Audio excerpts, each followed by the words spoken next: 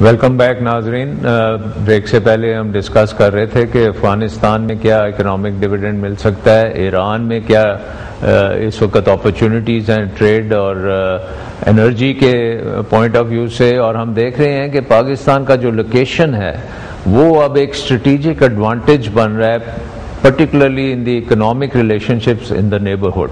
اور اس کے اوپر قصوری صاحب آپ بات کر رہے تھے کہ ایران میں جو یہ انرجی کا ڈیل ہے اس کو اب نیکسٹ سٹیپ کیا ہوگا، اور اس کے بعد میں نے پہلے پوچھا تھا کہ سعودی عربیہ اور گلف کے ساتھ تو اس کے ہمارے اوپر کوئی برا جہاں تک ایران کا تعلق ان کو بھی سمجھ آ جائے گی. بس مجھے بڑا غصہ آیا تھا جب میں فورن منسٹر تھا، پھر مجھے ڈیش کرنا پڑا ایران. ہماری ویٹ نہیں آنے دے رہے تھے، ہمارے کنو نہیں آنے دے رہے تھے، بہانے سازی ساری، چاول نہیں آنے دے رہے تھے، تو کیا کہتے ہیں فائٹو سینیٹری ریگولیشن. تو میں نے پریزیڈنٹ آف ایران کو کہا جا کے، میں نے کہا جناب یہ بتائیں کہ آپ کے ملک میں ساری دنیا سے تو سمگل ہو کے آ رہا ہے، پاکستان سے انکلوڈ، صحیح ہے، تو اس کے اوپر تو آپ کو تکلیف نہیں ہوتی، یا آپ کی جو بیوروکریسی ہمارے راستے میں روڑے اٹکا رہی ہے. انہوں نے خیر حکم دیا. اب ایران کو بھی سمجھ آ گیا کہ برے وقت میں پاکستان کام آئے گا.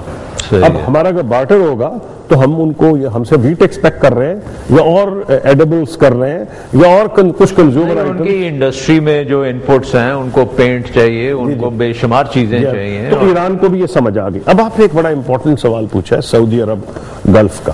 دیکھیے یہاں they are on a collision course for a long time, لیکن ایک strong government, strong foreign policy کا ایک ہال مارک ہوتا ہے، ایک تو آپ جھوٹ نہ بولیں، آپ کی کریڈیبلٹی ہو، آپ ادھر ادھر کی باتیں نہ کریں. I never did that. کسی کو دھوکہ نہیں دیتا تھا. اب وکی لیکس آ چکی ہیں. ہمارے دور میں سعودی عربیہ سے بہت اچھے تعلقات تھے.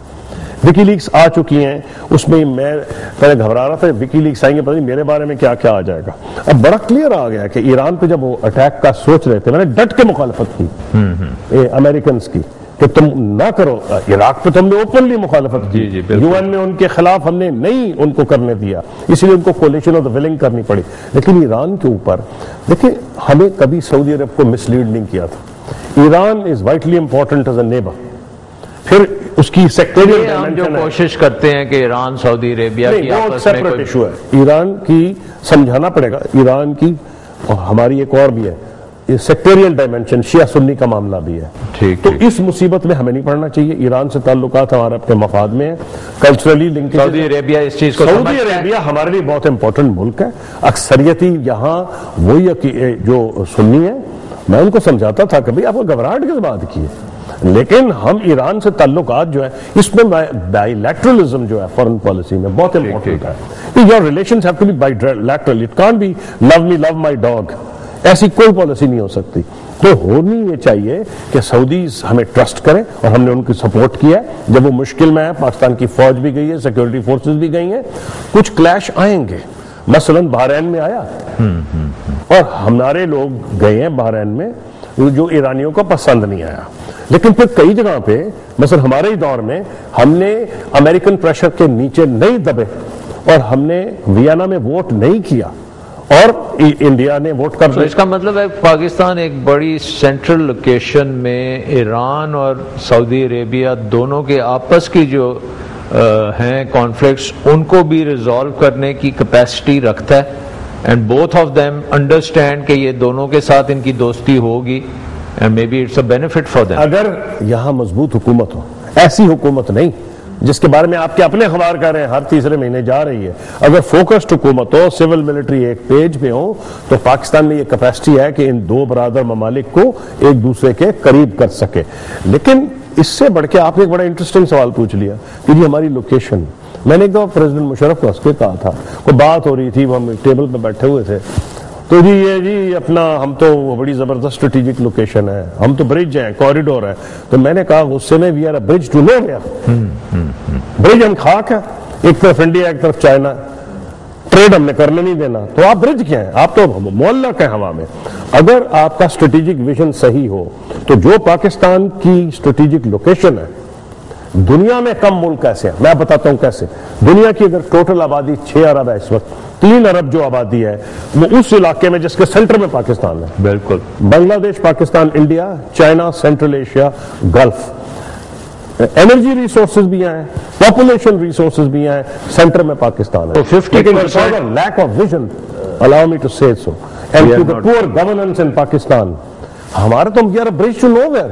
We have the capacity to be bridge to half the world's ہم نے برج کو population. ڈکا لگایا ہوا ہے. ہم نے ڈکا لگا دیا, اس کو نہیں کرنے دینا, یہ نہیں کرنے دینا, وہ نہیں کرنے دینا. We are short sighted and we need open discussion جیسے آپ مجھ سے کر رہے ہیں. اور اب مجھے خوشی ہے کہ میڈیا اس ملک میں آزاد ہے, وہ دوسرا رخ بھی ہمیشہ دیتا ہے.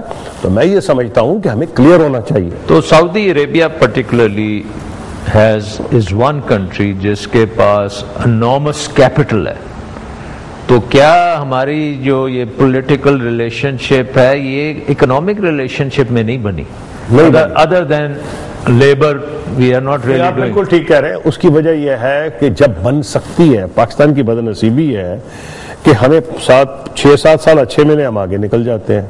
اس ملک میں اتنی بوئنسی اور وائبرنس ہے کہ اس کو صرف 2-3 سال اچھی گورننس ملے تو یہ 7-8% پہ گرو کر سکتا ہے. ٹھیک ہے. لیکن ہماری ابھی بھی دیکھیں جہاں گورنمنٹ کا اثر نہیں ہے, مثلا ایگریکلچر سیکٹر, میرا تعلق ایک رورل ایریا سے, میں الیکٹ بھی رورل ایریا سینٹرل پنجاب کے ولیجز ان کسور ڈسٹرکٹ, اتنی زبردست وہاں پراسپیرٹی ہے, nothing to do with the government of Pakistan.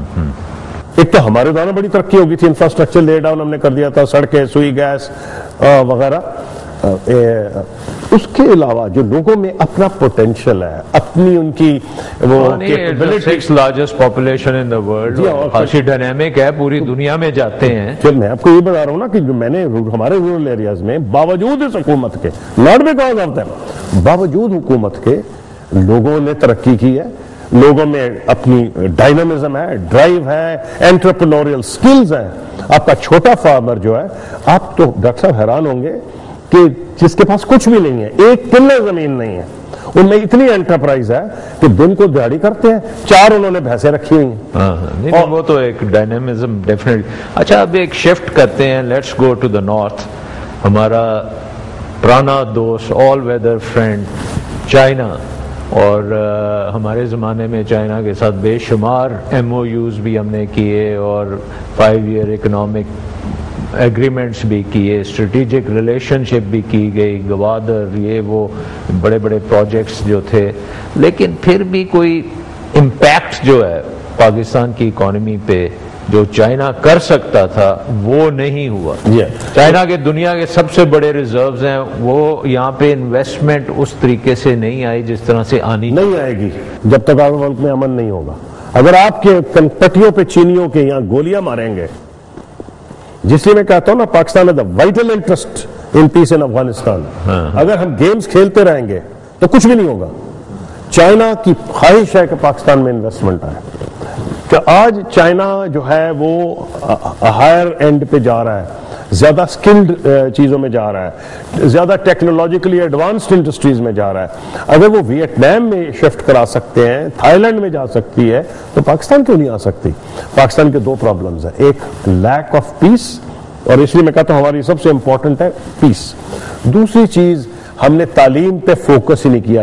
ہماری اگر اتنی بڑی آبادی ہے نہیں, بٹ ہماری جو یہ ویسٹ کے ساتھ obsession ہے, وی آر ویسٹرن اورینٹڈ, وہ تو ہمارے ویسٹرن ہو یا ایسٹرن, ہمارے جو لوگ ہیں, ہمارے بزنس مین ہیں, وہ چائنا جاتے ہی نہیں. نہیں, یہ تو ایک فیکٹر ڈاکٹر صاحب, لیکن اور جو سب سے بڑا مطلب بیجنگ کی فلائٹ خالی ہے, جو بزنس مین ہے نا, اس کو جہاں پروفٹ نظر آ جانے سونگ جاتا ہے, یہ چاند پہ بھی چلے جائیں گے. تو یہ مطلب یورپ اور امریکہ کے پیچھے کیوں پڑے ہوئے ہیں؟ مطلب چائنا ایک تو ہسٹوریکلی یہی تھا کہ چائنا ہماری طرح بیکورڈ تھا.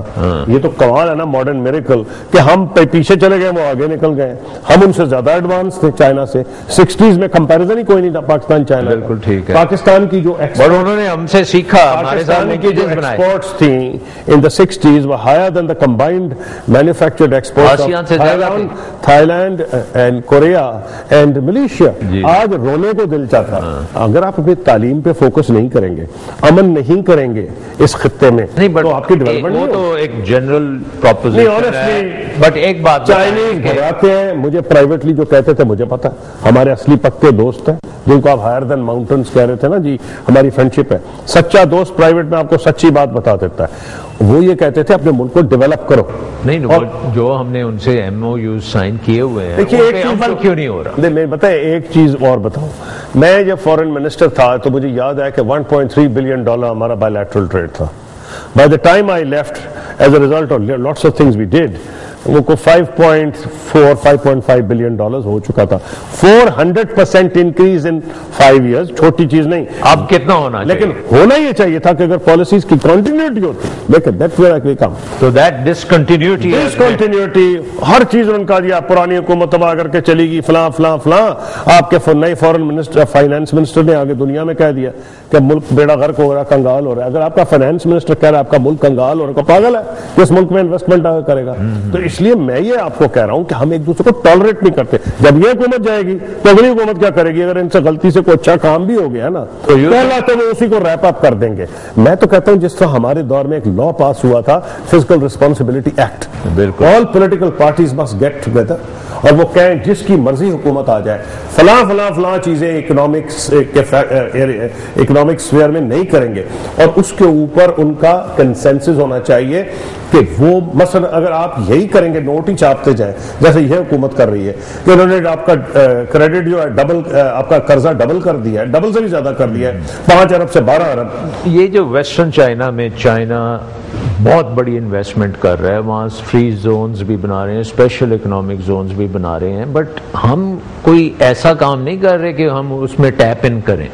آپ کو یاد ہوگا کہ ہمارے دور میں ہم نے اسپیشل اکنامک زون بھی بنائے تھے, فری ٹریڈ ایریا کیا تھا, اس کے نتیجے میں 400% انکریز. اگر پالیسیز کنٹینیو کرتی تو مجھے ڈاؤٹ ہی کوئی نہیں ہے کہ ہم بہت آگے نکل جاتے اور اس ملک ایریا میں امن ہو. اور ابھی بھی ہم کر سکتے ہیں, بالکل کر سکتے ہیں اگر امن میں ہمارے سارے ایکٹرز ملٹری اور سول ایک میچ پہ کریں. یہ ہوگا ہی نہیں اگر ہم یہ سمجھیں کہ افغانستان میں ہم اپنا کو پنگا ایسا لیں گے کہ اگلے 15 سال اور وہاں پھڈا پڑا رہا ہے. اس کو ہمیں امن پرامن کنکلوژن کرنا پڑے گا, طالبان کی بات چیت کرانی پڑے گی موجودہ حکومت کے ساتھ, اور امریکنز کے ساتھ ہمارا پازیٹیو رول ہونا چاہیے.